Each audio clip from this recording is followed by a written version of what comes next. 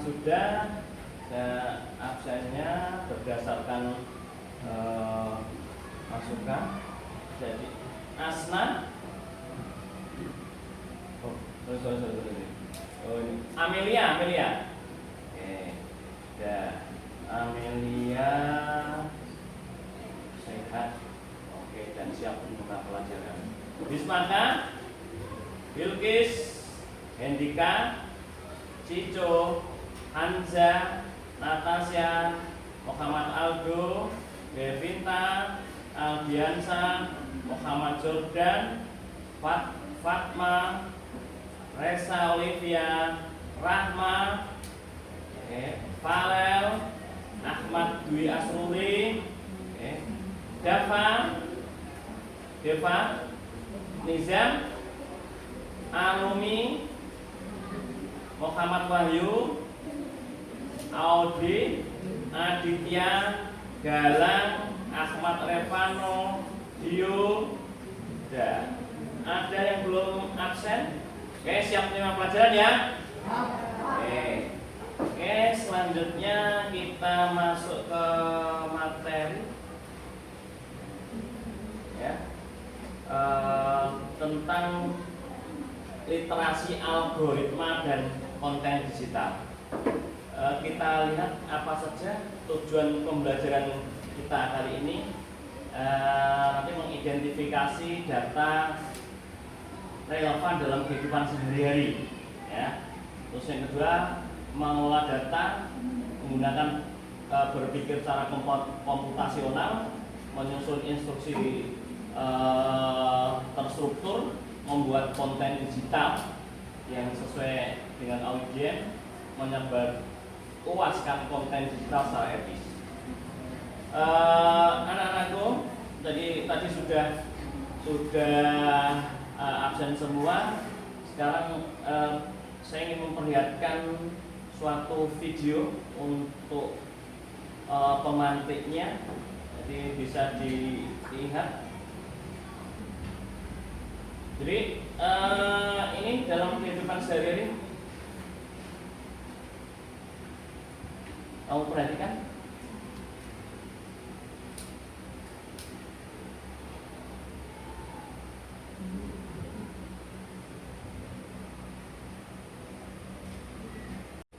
Oke, kita lihat ya apa yang kalian pikirkan terhadap video kita kali ini.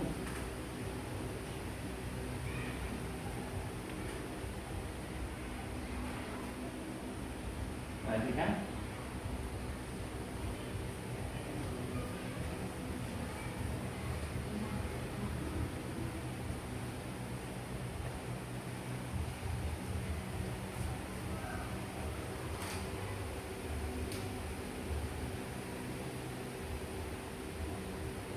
Oke, saya rasa cukup. Apa yang kamu lihat dari sini? kepadatan lalu lintas di pagi hari. Terus yang lain ini apa yang kamu lihat? Nizam, apa? Batal jalan. Ada lagi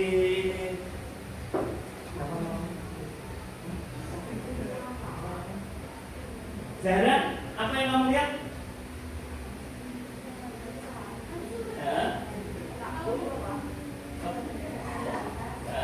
Itu ada anak sekolah. Kepadatan lalu lintas di jalan layang ketika berangkat sekolah, ya, berangkat sekolah. Kamu jarak apa yang mempengaruhi kepadatan ini? Perjalanan dari mana? Dari mana? Dari rumah ke sekolah. Dari rumah sekolah. Apa yang harus kalian kerjakan? Apa yang ada di benak kalian ketika ada otomatis tentunya kecepatan ini cepat atau lambat? Untuk itu kalian harus nanti namanya ada berpikir secara komputasional. Kita lihat. Oke, kamu sudah tahu tadi tentang kepadatan lalu lintas, ya, kepadatan lalu lintas. Jadi ada hal-hal yang perlu dipecahkan, gitu ya. Kepadatan lalu lintas ini contohnya nanti mengidentifikasi, itu salah satu identifikasi data yang relevan dalam kehidupan sehari-hari, yaitu data terkait dengan kepadatan lalu lintas. Bagaimana cara mengelola kita harus berpikir secara komputasional. Apa atau itu berpikir secara komputasional? Berpikir komputasional itu adalah berpikir secara logis untuk memecahkan masalah secara sistematis. Berpikir komputasional itu adalah pendekatan logis, sistematis untuk menyelesaikan masalah secara terstruktur. Ada beberapa langkahnya, ya. Ada langkah-langkah berpikir komputasional. Itu yang pertama adalah dekomposisi. Dekomposisi itu memecahkan masalah menjadi bagian kecil, ya.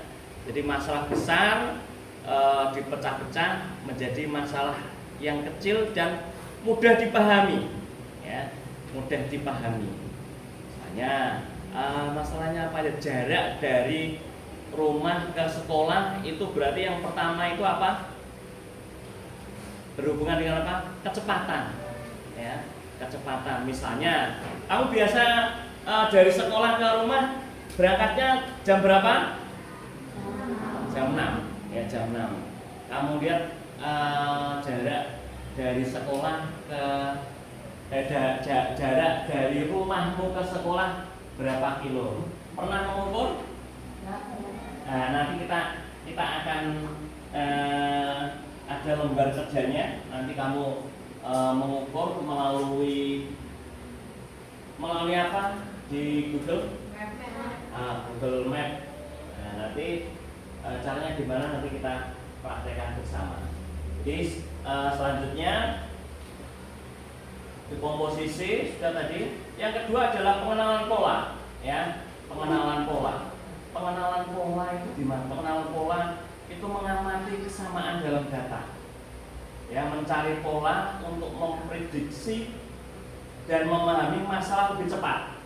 Misalnya kalau hari Senin, ya, hari Senin itu jam pagi itu kan padat-padatnya, ya. Tadi kan kalian sudah lihat videonya. Jadi betapa padatnya itu kalau pagi hari. Karena apa? Karena apa? Semua orang pada jam itu menggunakan jalan yang sama, ya. Akibatnya apa? Macet. Nah, caranya gimana, ya, nanti kita berikan bersama-sama. Yang kedua, Abstraksi menyaring informasi. Abstraksi itu menyaring informasi yang penting. Jadi menghilangkan detail yang tidak perlu agar fokus pada inti masalah. Apa itu contohnya? Contohnya misalnya kalau kamu mencari alamat mau ke Malang dengan tujuannya misalnya ke museum, ya, kamu tidak perlu menghafalkan jalan setapak atau jalan yang belok-belok yang tidak penting, ya. Berarti jalur yang utama lewat ini. Jadi tidak perlu mengenal jalan yang apa namanya yang tidak penting, yang kecil-kecil, jalan ular itu tidak perlu, atau jalan tikus, ya. Yang selanjutnya adalah kalau sudah tadi dekomposisi, pengenalan pola, abstraksi, ya, penting. Yang selanjutnya adalah algoritma. Algoritma adalah langkah-langkah menyelesaikan masalah sesuai dengan urutan untuk mencapai solusi yang efektif. Jadi itu cara berpikir komputasional, ya, langkah-langkah berpikir secara komputasional. Jadi ada 1, 2, 3, 4. Ada 4, ya. Ada 4 untuk berpikir komputasional. Oke, sekarang bagaimana dekomposisi untuk menyelesaikan masalah? Ini satu-satu, ya. Memecahkan masalah besar menjadi bagian yang kecil agar lebih mudah dipahami. Ini contoh nyata menggunakan waktu tempuh perjalanan sebagai ilustrasi nyata untuk memahami penerapan dekomposisi dalam kehidupan sehari-hari. Tadi sudah yang video pertama tadi terkait dengan kepadatan lalu lintas. Bagaimana dekomposisi masalah penyelesaiannya, yaitu dengan menghitung waktu tempuh, ya. Kalau jarak rumahmu dari sekolah itu 10 kilo, ya, 10 kilo, terus kecepatan rata-ratanya kemarin berapa? 40 km per jam. Berapa waktu yang ditempuh dari rumah ke sekolah? Berapa? Dari mana? 15? Dari mana? Dari mana? 40? 10, ya.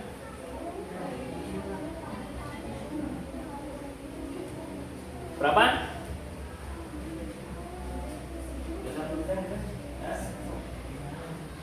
Bagaimana menurutnya?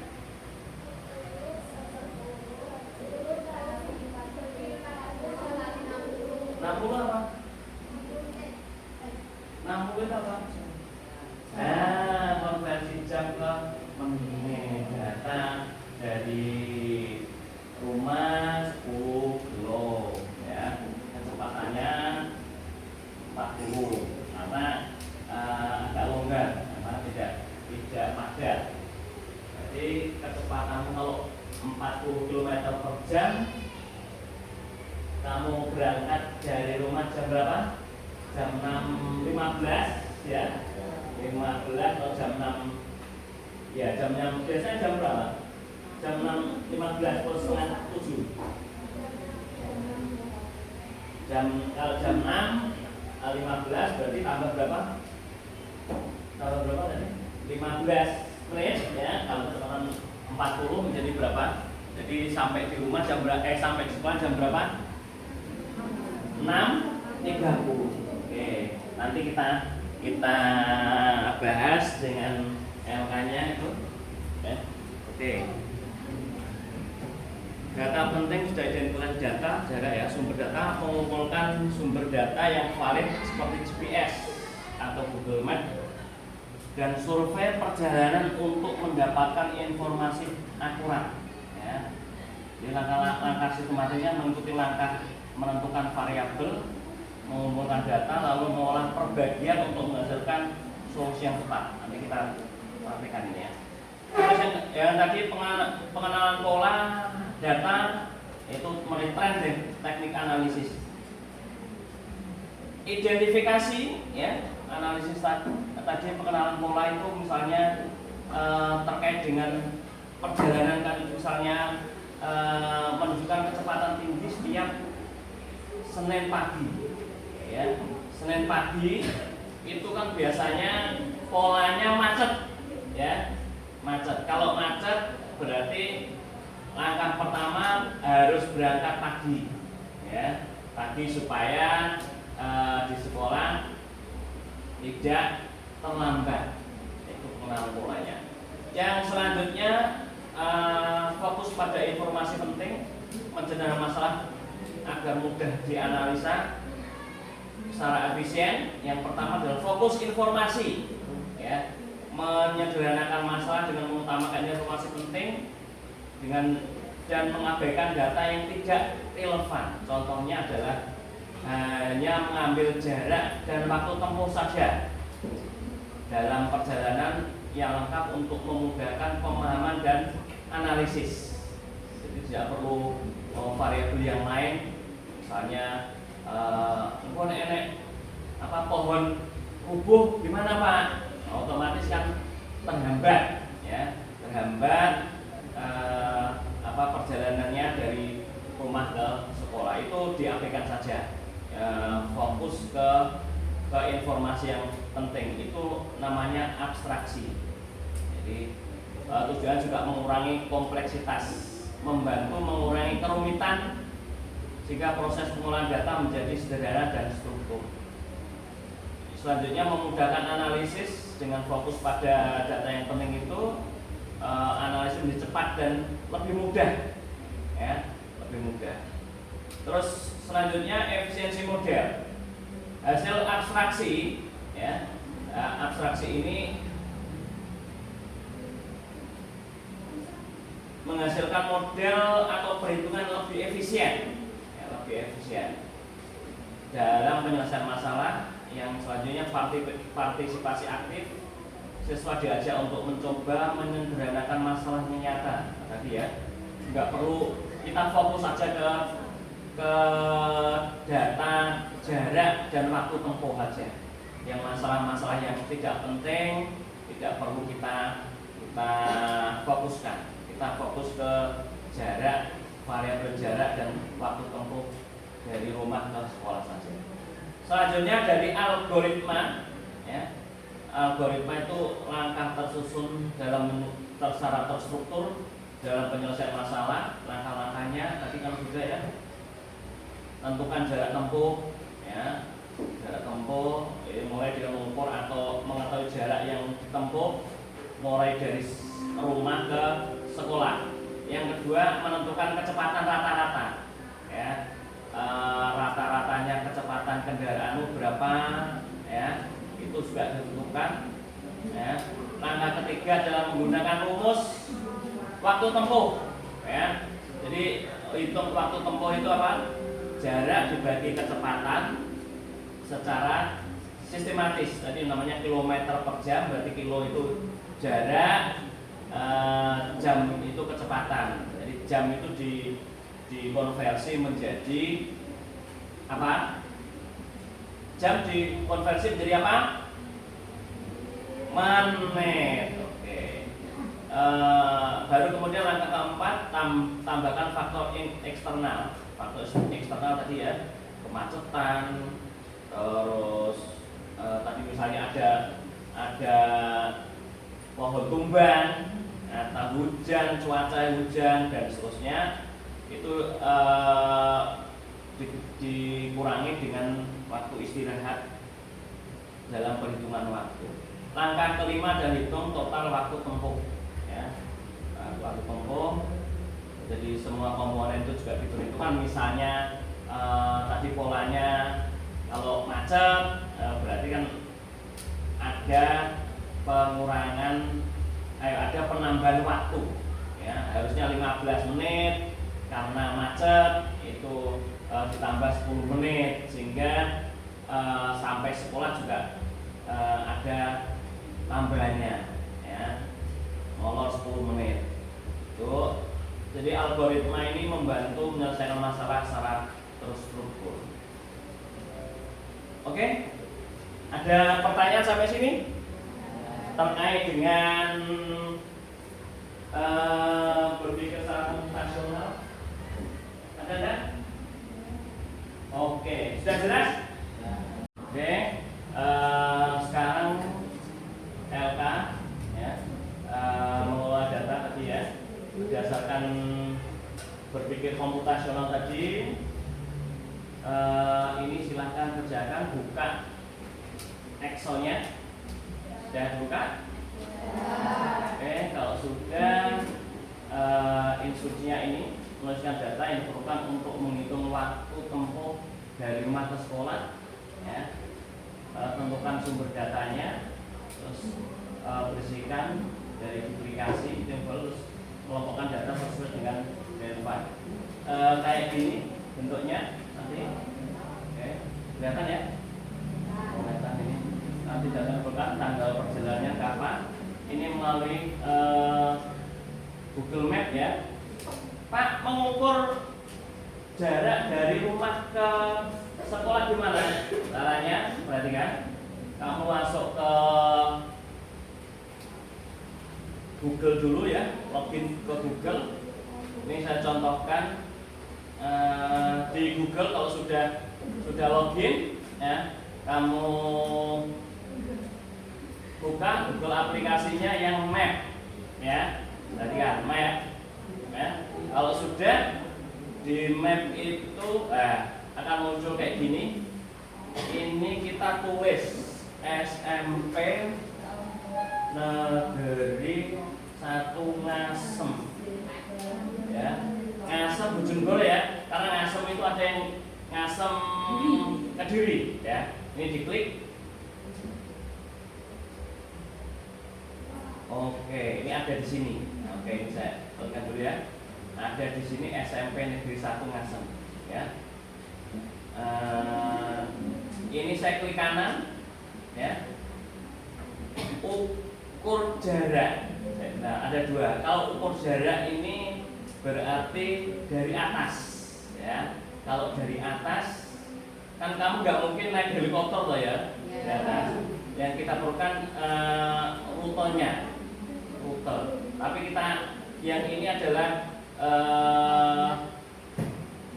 apa ini namanya? Titik koordinat ya. Ini 7 lintang ya, sama garis bujur dan garis lintang. Kita ukur jarak. Ini saya tunjukkan kalau dari atas. Ukur jarak ya. Kalau sudah masuk ke lagi ke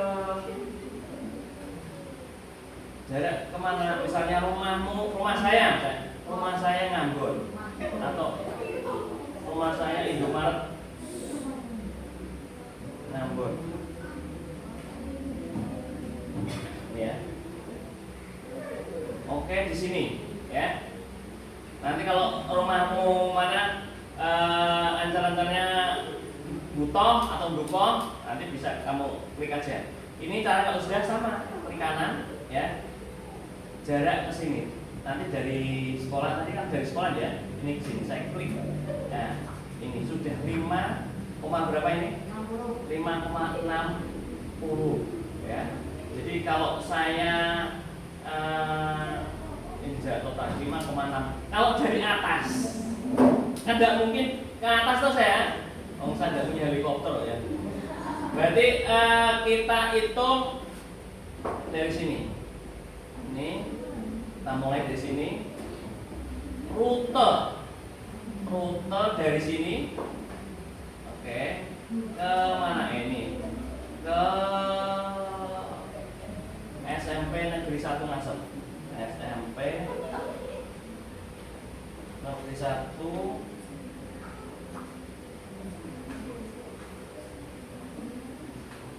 Ngasem Bojonegoro. Lagi luwe ya. Nah, ini sudah 10 ini ya. 10,5 km ya. Ini melalui jalur darat ya. Kalau dari atas otomatis cuma 5 kilo ya. Tapi kalau di bawah daratan yaitu 10 kilo ya. Paham ya? Paham? Siapa yang belum jelas terkait dengan mengukur jarak dari rumah ke sekolah? Bisa ya? Ya. Oke. Sekarang silakan dikerjain dulu. Kamu lihat bisa lewat HP atau lewat PC-nya masing-masing.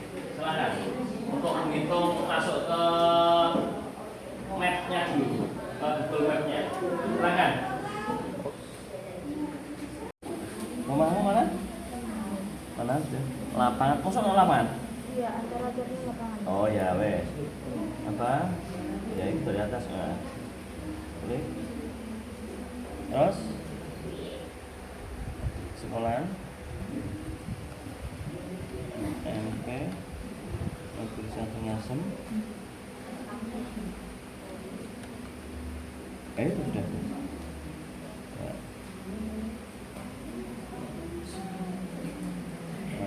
Di kanan itu distance to here. Nah, berapa jaraknya? Itu kalau dari apa? Kalau dari rute jadi mana? Clear dulu di kanan, clear measure. Ya, klik dari SMP tadi.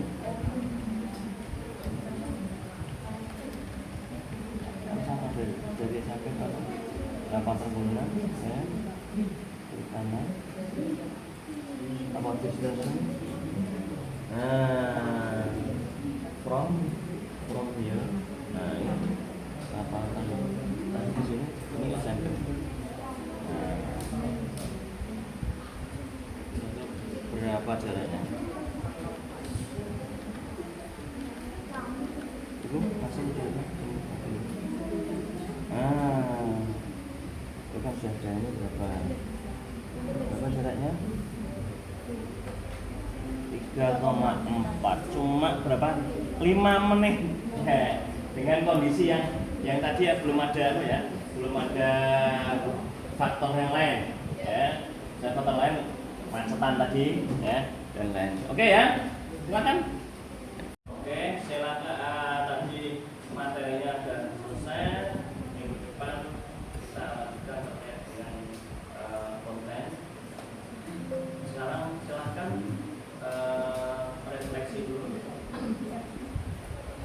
Silakan di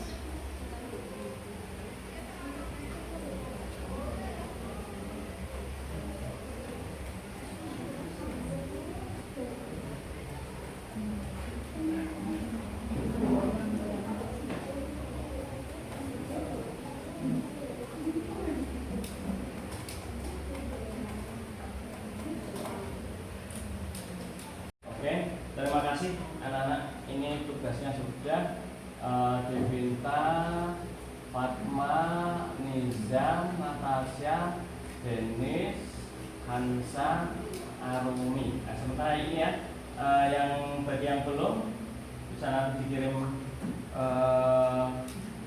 lagi ya. Sementara ini dulu materi kita. Minggu depan kita lanjutkan lagi terkait dengan materi yang akan datang, yaitu terkait dengan konten produksi konten digital ya. Di minggu depan kita masuk materi produksi konten digital, dan terima kasih kamu sudah isi ya apa yang kamu terima hari ini menjadi masukan bagi saya untuk memperbaiki diri dan hal-hal yang perlu diperbaiki. Terima kasih. Sebelum selesai silakan di shutdown dulu komputernya.